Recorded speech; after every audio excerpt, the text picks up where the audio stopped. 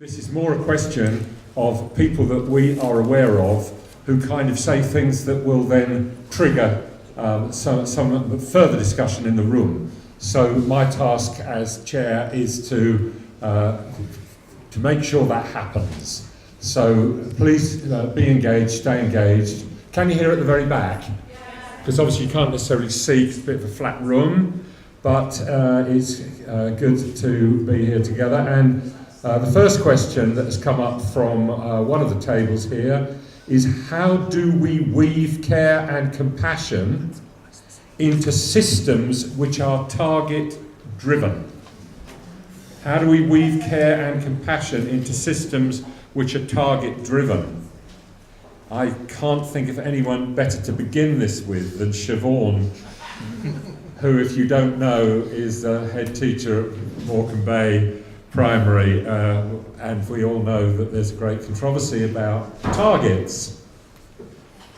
Thank you. Well, I'm taken back to what Jaz was talking about, authenticity and vulnerability. And there is nothing that makes me feel more vulnerable than approaching May when we are starting SATs and SATs preparation in earnest.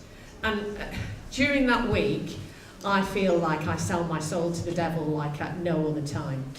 During that week, I watch children who I know to be in a very vulnerable place have to go into an exam in which they will feel like rubbish, and the design of the test is such that they are not going to be able to do large sections of it. And I watch them put their heads on the table and lose faith in themselves. I watch them beat their heads off walls. I watch them cry. And I try and help them through that system because I have no choice other than to do that. But all that I can do within that system is be honest and authentic and share the pain that they're going through and tell them that it will be over soon and it doesn't matter anyway. The only person that it makes any difference to is me, because I'm the only one that might lose my job over it. Because I could lose my job over it when Ofsted come in. If the results aren't good enough, then I do find myself in a very defensive situation. But again, all I can ever say is the truth, that actually those things are not what is most important for those children in my school. My staff know that, and we know that, and being true to that and saying, look, it'll be over soon, and you are so much more than that test. You are somebody who excels on the sports field, or you are somebody who is kind to friends when they need it. And just sharing that with people and recognising and acknowledging the truth of being with human beings requires a bravery when the system is trying to mitigate against that as a way of working. But I can't do anything other than do that, because otherwise I feel soul sick. So being honest and being brave and saying, I will do the right thing because it is the right thing, is the only way that I can get through that system and work within an accountability system that is so toxic. And keep talking about it. So I do use platforms to say, look, this is the reality of it. I've stopped lying to parents, and I've stopped lying to anybody who asks me about it. It's not important. It doesn't matter, other than for us as a school to get through the next accountability system. So being honest, sharing stuff, being brave enough to say, well, sack me then, if that's where it gets to, and it's not good enough, is sort of all I can do to get through. And the message is getting through. I've spoken, I've banged on about it in newspapers, on any platform I can get on, whether it be national or wherever. And now it is becoming mainstream political policy to get rid of this toxic accountability system, particularly within primary schools. So we can make a difference, but it is finding like-minded people, sharing that with like-minded people, finding strength in the room with like-minded people, and resisting and staying true to yourself. Sorry about technology. Thanks, Siobhan. We won't take every question all down the line, but we have a second question here that's very linked. How do I maintain love and empathy under pressure from unkind societal norms? How do I maintain love and empathy under pressure from unkind societal norms? I'm going to ask Mike if you've got anything to say on that one. Thank you. Yeah. Thanks, Roger. I don't know whether this is going to answer that question or not, but one thing that I'm really thinking about, and I come back to again and again, is how do we learn to tell a better story? Because we live under myth. Everything that we accept as true is myth. And I'm thinking a lot about how we re-mythologise. And the only way we displace the myths we live under is by replacing them with a better story. So how do we maintain love and empathy under pressure from unkind societal norms? Actually, I think, Siobhan, you've answered that in some respects, because the reality is that the SAT system in primary schools is unkind. It's an unkind societal norm, and the only way we change that, we shift that, is by replacing it with a better story. And that's by showing what education could look like. I was chair of governors of an inner city primary school in Leeds for about 12 years, and this annual kind of what are we going to do when we don't care about these tests, but we have to do that. And there's all these kids, and they're seeing kids at the year sixes do their end of year things, and hearing them talk about things they got out of school. And as the SATs thing got more and more pressure, you'd hear kids saying, I'm so pleased I got a level 4 or a 5 or whatever it was. And I'm thinking, surely your 6 years at school was more than that. Tell me what you did. And it was lovely to hear kids actually talk about something different, and for teachers to celebrate something different. And perhaps what has to be is some civil disobedience around. And I know there were some strikes without that. But perhaps what we have to do is actually say, this may be a norm, but it's not acceptable. So we're going to chain ourselves to a bridge in Westminster, and we're going to stop people being able to get around thinking about that amazing young woman, Greta Thunberg. Most of you have probably heard of her. But 6 months ago, most of us didn't know who she was, because she was sat by herself outside the Parliament in Sweden, just holding up a sign saying, school strike for climate change. So you stand against a societal norm, which is you must go to school because you're a child. And she's actually saying, if we're going to love the planet that we're a part of, something has to shift. So we have to tell a different story. What I'm going to do is ask Jaz whether she wants to add to either of those questions, or where the question's currently taking us. Have you got something to say on that? Just for anyone who's looking for a more British revolution.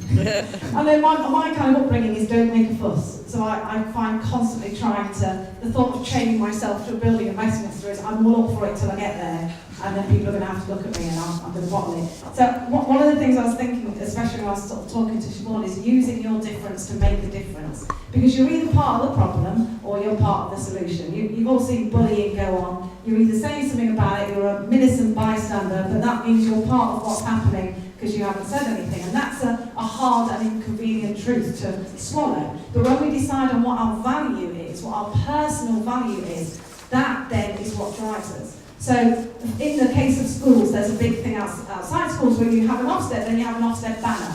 And the banner says, Ofsted says we're good, which basically says a guy in a suit came and said we almost tick all the right boxes.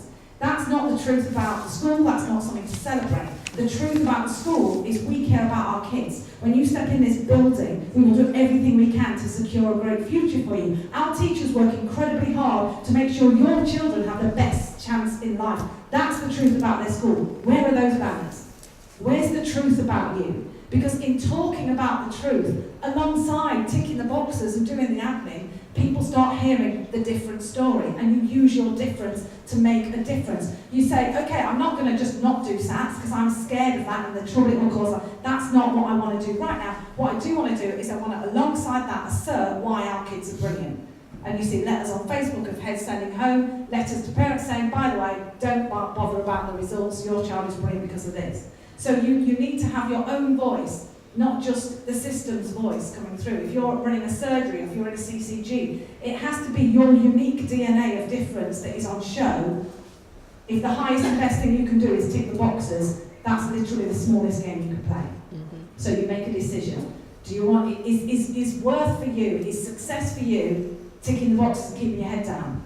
Or is it that you might get it wrong, and you might get a bit dirty, you might get people asking questions, but no one ever got arrested for being kind, for crying out loud. No one ever got put in prison for loving people evidently and obviously. So what can you do around that? And then also chain yourself to the government building.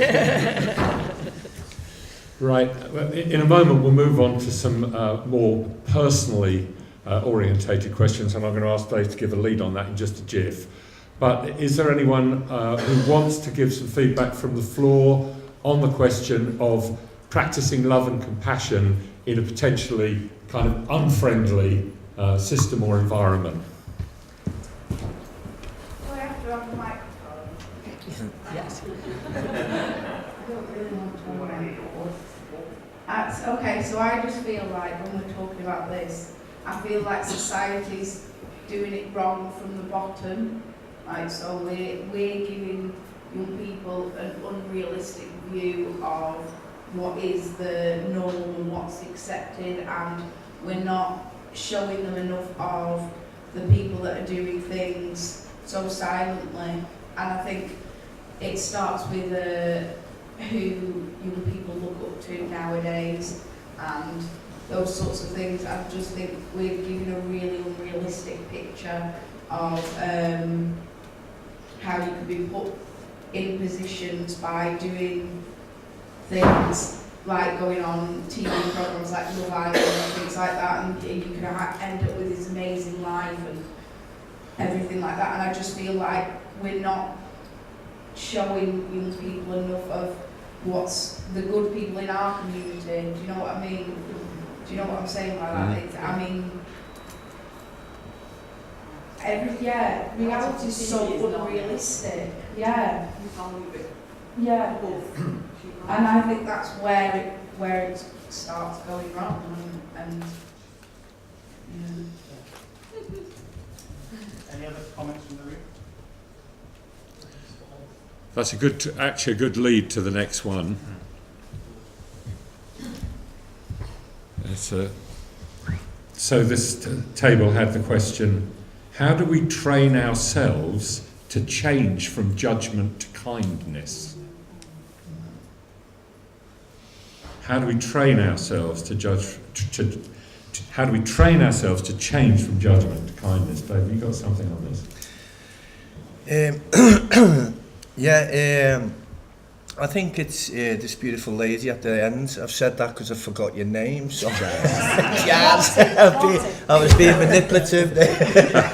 Being too honest. It's being that 10% braver really. And I think for me it's about a self journey before, because I judge myself a lot so I can judge others.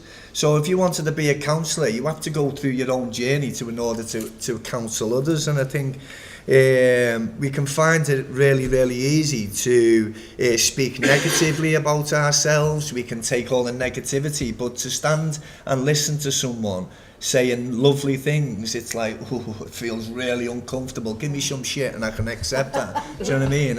And it was just at the end of your talk when Andy said, let's just sit with that for a couple of minutes. And I could just feel it's like a bit of unease in the room. And that intimacy, and how we're uncomfortable with that intimacy and that love and that kindness. And we need to really embrace that.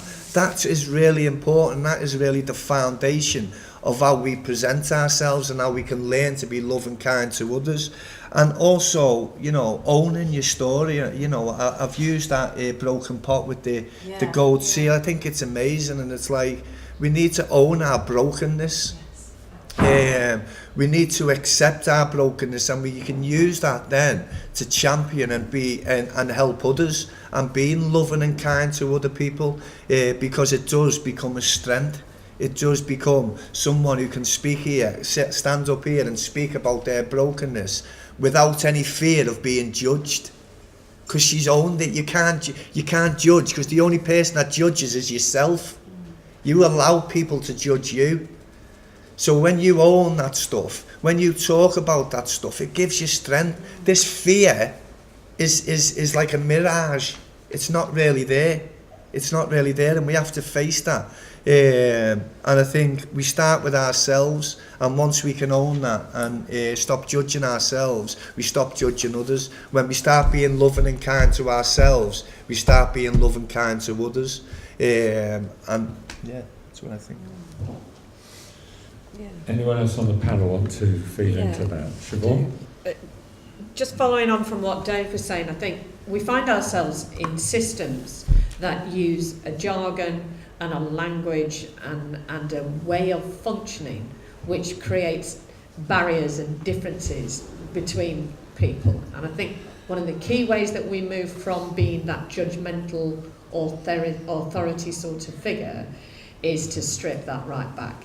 So to cut through all the crap of the bureaucracy and the state and the jargon and use real language and talk about human beings and talk about emotions and talk about real stuff with people and as a person, not as an authority figure. And that's when you start to really make a difference with people. Definitely. Yeah, I just want to mention the word othering in the context of this, because it's something we have to become aware of. It's particularly important in Britain right now, I think, because it feels so divided. And if we're going to change from judgment to kindness, we have to actually be aware of how much we other others who are different from us, or even who are very much like us, but we still see as different. One thing that really struck me, Jaz, when you were speaking, was how none of us can tell what someone else is carrying and what someone else has been through. And you stood up and you're vivacious and you're telling us funny stories and you've been on The Apprentice and all the rest of it, and then you go back into your past and you then start talking about that. I was deeply impacted by that and just realised how, when we first see someone or meet someone, it's very easy to judge, and we have no idea actually what's gone on and what's going on inside, and what pain is still there and what healing still needs to be done. So we have to challenge ourselves. It's a discipline thing. We've got to be challenging ourselves about how we other others, what we read, how we respond to reports we see in the news, what do we think about people who are different coming to live here, what do we think about people who live in our street who are different from us. How do we start to challenge ourselves about kindness? And I think we have to be critical of ourselves. It's right to know who we are and to know our own story, but we've got to actually allow ourselves to question, why did I react like that when I saw that person? Is it just because they look different to me?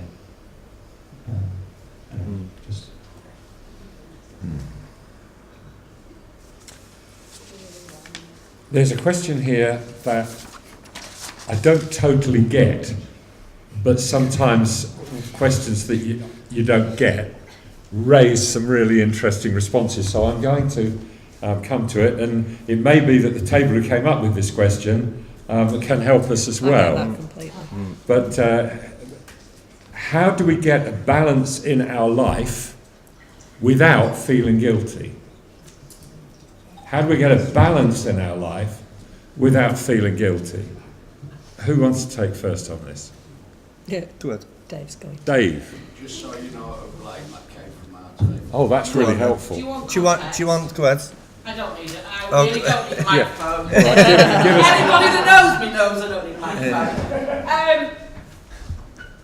Where this comes from is really that we're in a room where, I know a lot of people in this room, and I know the amount of service that people in this room give. But something that struck me, and it was really when Heidi Allen and came up as well, and I've had this conversation when we were talking about the Eden Project. There's an awful lot of giving, and it's the same people that give. And they give because they feel obliged to give. Not because they feel obliged for anything, but because they want to help. And if they take a step back and say, actually, no, now I need some time for myself, there's a big gap there. And that's where that gap becomes guilt. right. And that's what I'm talking about. Brilliant, thank you. Yeah, I think we just spoke about that on our table 13 before, about giving and giving and giving. and not knowing how to take that time for yourself. And I'm in that process myself where, you know, I'm getting a little bit of time and I'm thinking, you need to do something, get off your ass and do something, go and do something, go and give. But on that, because I went away to a retreat for a couple of days, and it really made me look at myself, and I think a lot of that stuff, giving, is come from some past trauma, where I want to help people, I want to save, where it becomes part of my DNA, where I suddenly, like, I have a bottle of water and I'm giving it out to all yous, and I go to take a swig myself and I've got none left, and I'm thirsty and I'm dying, and I have to learn to start loving myself and giving that water to me, because I forget to take a drink before I give it to you, because if I'm not drinking, I'm going to be dead. And where you're saying, you know, you're running around, who's the stress one here, who's going to fall out, and we will crash and burn. And a lot of people in this field crash and burn because they give, and when they come to take a sip of their own water, there's none left. So we have to, like, really challenge ourselves to really take that time, because we won't have nothing to give, you know. And we nearly, we look at that and ask the question in the truth: am I tired? Am I run down? Do I need a rest? Do I need to pour self-love on myself? And in that truth, honesty, the answer should be yes. You need time for yourself, and that alleviates any guilt for me. And just in everyday life, I try and stick with honesty. You know, in my position, I have to make certain decisions. Sometimes I can feel guilty in that, but in that reflection and in that righteousness, I have to accept that that was the right thing, whether that other person's seen it or not. They mightn't know that was for their best good, but sitting here and knowing it's come from a righteous place, I can accept that and not take the guilt on as well. Again, I'd like to add to that, having been part of this movement that's in this room, and one of the sort of most vocal members of that movement, I understand completely what Joe's said about needing time to step back and feeling that there might be a void there if you don't. But actually, we've built up such a huge network of people here that we know have the same heart, the same motivation, the same wish for good, that it isn't just about one person or two people, and we need to be mindful of each other and watch each other and be prepared to step in when that person, when somebody needs a break, when it's somebody else's turn to take the microphone, somebody else's turn to be in front of the camera, somebody else's turn, and not depend on one or two people to lead that, because actually then it's not a strong movement, is it? It's only as strong as those two or three people. So we have such a strong network here. I'm not as worried about that as I have been previously. Wow. I think we have the potential here to pick the baton up from each other and to allow people to have that rest and restoration that they need. Can I just... Yeah, please, Jaz. Balance is a bit of an... I'll pass the mic to you. Balance is a bit of an ugly word. When I think about balance, I think about those kids who used to have... I didn't listen in history, but you used to have things on a yoke on your neck, and you have milk either side of it, and it's made of wood and it's heavy, and you have to carry it through a field without your shoes on and not spill any milk. Does everyone know what I'm talking about?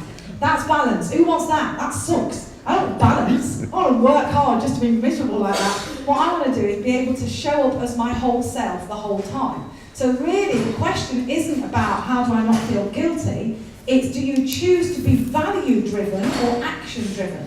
Because if your value is, I am committed to causing a change, and that's why we give, because we want things to be better, but if that is a value that you have, then your decisions about what you do, the actual how you're going to do that, comes from the value. So I'm committed to making a change, which means I will take time out to do something fun. I will steal a moment with Mike to say, Mike, let's go look at these pictures out here. Let's go for a walk on the beach. Just to steal a moment of the day. I won't plan in my self-care of Tuesday at 2 o'clock I'm going to go to yoga. I mean, I might do, but I don't often make it. But what I do is I do what I see kids doing.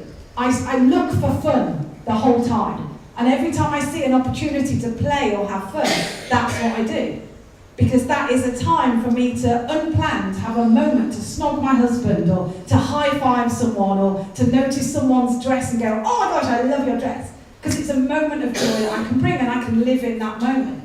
But if I'm driven by action, by doing, I've got to fix this and I've got to do this and I've got to do, it is limiting. If you really care, you'll look after yourself.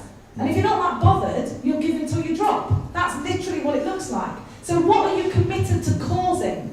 What are you committed to? What do you really want? If you really want change, part of that change is making sure you're around to drive it as much as possible. And if you burn yourself out, you're doing a disservice. You're actually being selfish because you're denying people who need your input of that input because you're collapsed lying down. You're in a hot emotional mess crying in the cupboard because you couldn't give yourself 10 minutes to have a bit of a play with someone you were nearby. Do you see? I don't know if I'm making much sense, but it is just this thing for me. I think about it in terms of values, and then it doesn't feel like I'm being selfish, and I don't feel like I'm being guilty when I cancel all my friends coming around. It feels like I am actually paying into the bank account that I'm going to use to transform people's lives. So what are you committed to causing is the question. Right, now there was the young lady here who already shared. Did you still have something you wanted to say? Yeah. Because I think we'll probably give you the last word, and then I think we're really due for some coffee or what else.